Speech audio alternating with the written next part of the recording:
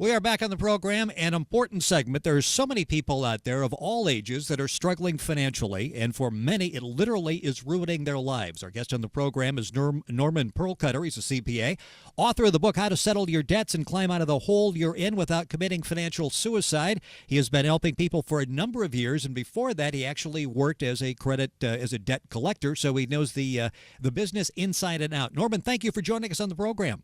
Thank you for having me. I appreciate it. I mentioned so many people, it actually physically makes them sick because they have difficulty. And many of us, and I'll put me in that category, you live on a tight budget, and if something happens, you can get behind in bills, and it starts adding up. The first thing I want to start off in talking about is the new bankruptcy bill that everybody made so much about at the end of last year, and everybody rushed to file bankruptcy before the bankruptcy law changed.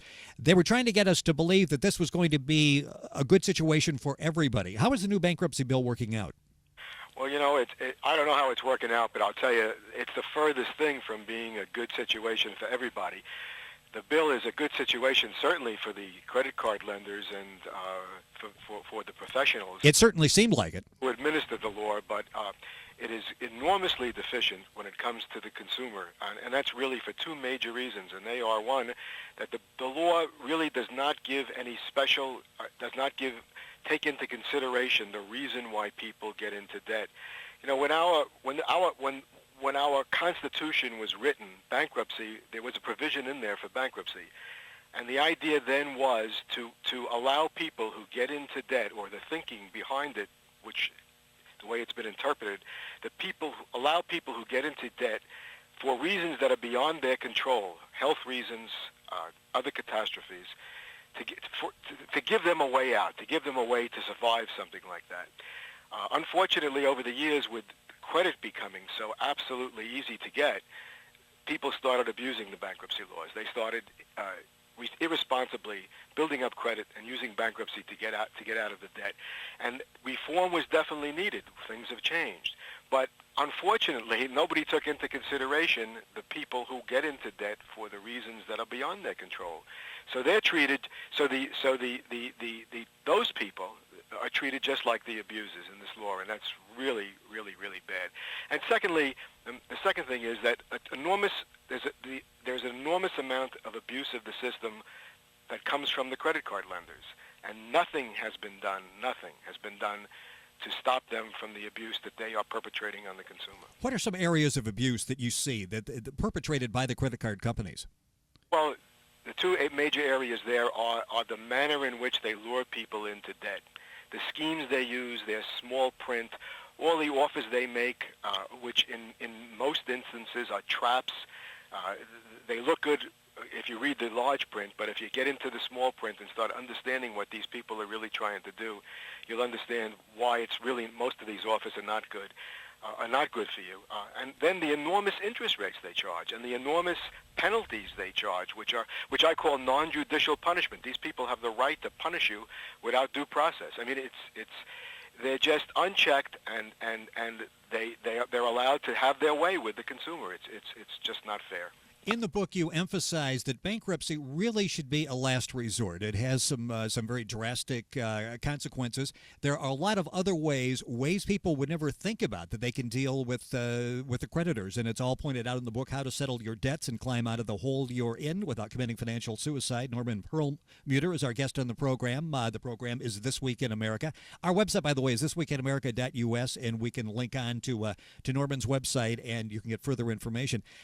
So bankruptcy, there are a lot of things you can do before you get to the desperation of bankruptcy. Oh, certainly.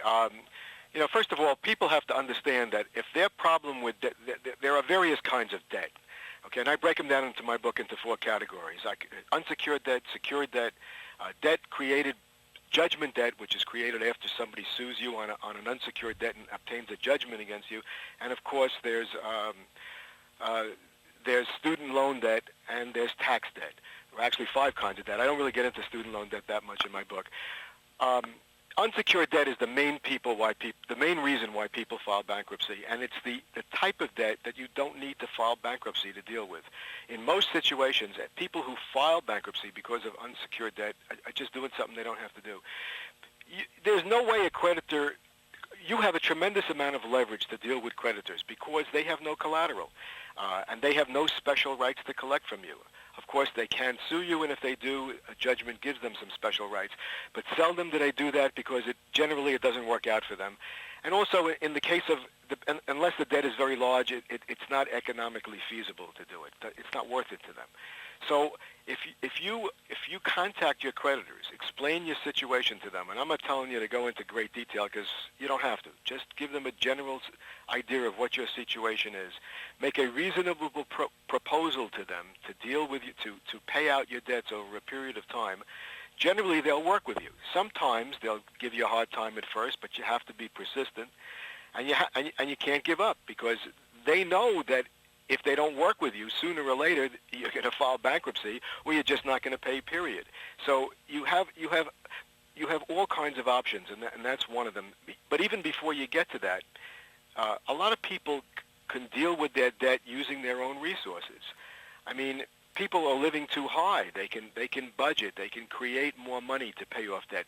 The real problem with credit card debt is the spiraling effect of the interest, because when you're paying interest at the rate of 25-30%, generally 9/10 to all of your payment is going towards that interest, and your debt is never going away. So the idea is to find a way to pay off more debt, or to apply more of what you're paying towards debt and less towards interest, and it'll create a much faster scenario for getting these debts down and eliminating them. And a lot of people have the resources to do that, just within what they earn and by reducing what they spend, and in some instances even by liquidating some assets they may have.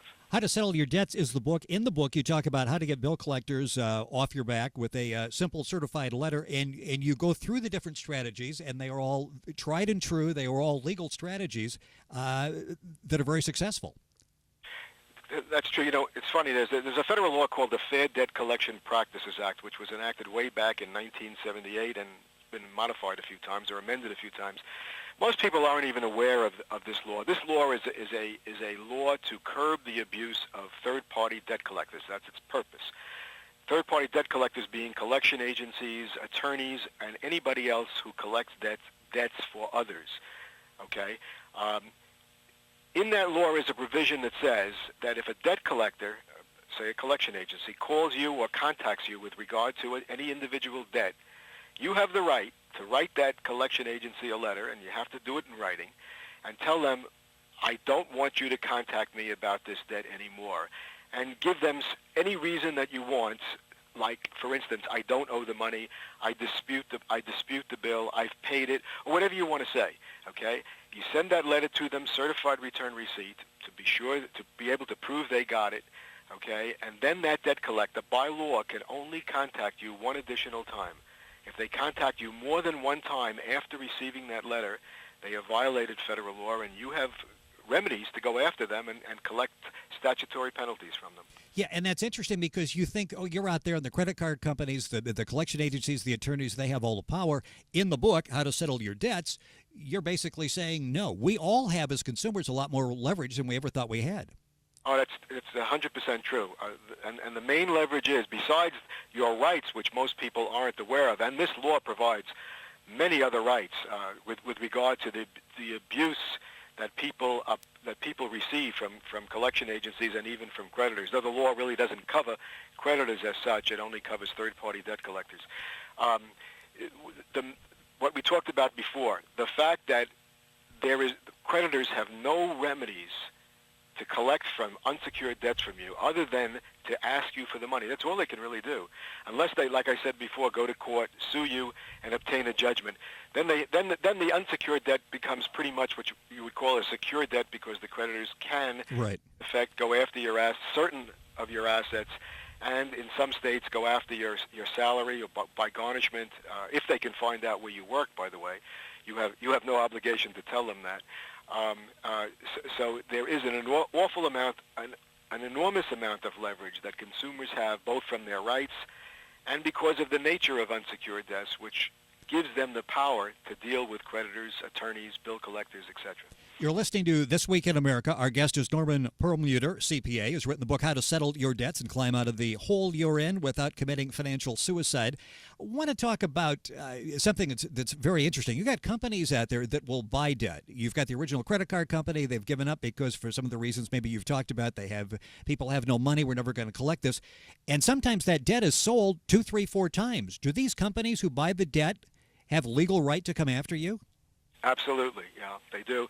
They buy the debt; they become the creditor. What a lot of people don't understand is that, well, first of all, under the Fair Debt Collection Practices Act, you have the right to get certain information anytime a collection agency or any other third-party debt collector contacts you. And one of the things you're allowed to get, they have to give you if you ask for it, is the chain of creditors, or who the present creditor is, who the former creditors were, etc. Normally, debt is sold once, sometimes twice, but seldom more than that. So it is possible that you may owe a creditor money, they may come after you, a collection agency that may then come after you, you don't pay, they give up, or you believe they gave up, but what will happen is a year later, you'll hear from another creditor or another collection agency because the debt was sold to somebody else. One thing people should understand, and I think a lot of these companies that buy debt, and by the way, many of the companies that buy debt are actually collection agencies. They're probably the largest. They as a group probably buy more debt than any other group of businesses. And they buy it for what, pennies on the dollar? Absolutely, yeah, pennies on a dollar. Well, the hospital or the credit card company or whoever's selling the debt is sitting with these debts that they can't collect, that they have basically written off. So they're of absolutely no value to them. They've decided not to go legal on them, not to sue on them. They've had them with one, maybe even 2 collection agencies. They haven't been able to collect them. So they're more than happy to sell them for 1% or 2% of their gross. When they sell that debt, are they under any obligation to tell you that your debt has just been sold to another company? No, they're not. No, there's no obligation. The only obligation is if you are then contacted by someone else to collect that debt, someone who's purchased that debt, or a collection agency that's working for someone who purchased that debt, you say to myself, my God, who are these people? I don't know who they are. I don't owe them any money. You have the right to ask them exactly who the original creditor was, if there was another creditor, or all the details about how the debt was incurred. They have to tell you that. That's one of the rights given to you by the Fair Debt Collection Practices Act. Boy, there's so many interesting topics. You're just going to have to buy the book and look through it, How to Settle Your Debts. In talking about that, I was talking to a gentleman who owns several car dealerships, and he says what will happen, people will come in and apply for credit, and they will see a debt they thought was wiped out 3-4 years ago. There is a current company that owns that debt that has never contacted the individual about paying the debt, but they turn that in each month with accrued interest to the credit bureau, knowing that's going to stop them probably from buying an automobile. So then they'll get in touch with this company and negotiate some type of settlement. Is that legal to do that, and how common is that? Well, there's nothing illegal about it. If somebody owns a debt that against you, okay, if somebody even if they purchased it and you don't even know they purchased it, the obligation is still there, and if it's not paid, they have the right to report it to a credit bureau. However, one thing people should understand, and a lot of people who buy debt seem to tell you the wrong story regarding this. In every state, there's a statute of limitations on unsecured debt. Some states it's as little as 3 years, and in some states, 1 or 2 states, it goes as high as 15 years. But in most states, the average is 4, 5, or 6 years. What it means is that if that debt, if you owe somebody money on open account or on an unsecured debt, and you don't pay it for, let's say, 6 years, which it is in my state, New Jersey, you don't make any payments on it in 6 years, and you don't incur any additional charges with that creditor or on that debt in 6 years. The debt once 6 years have passed, it is no longer legally enforceable. It is no longer a debt by law. I mean, morally, you may still owe the money, but legally you don't. Okay.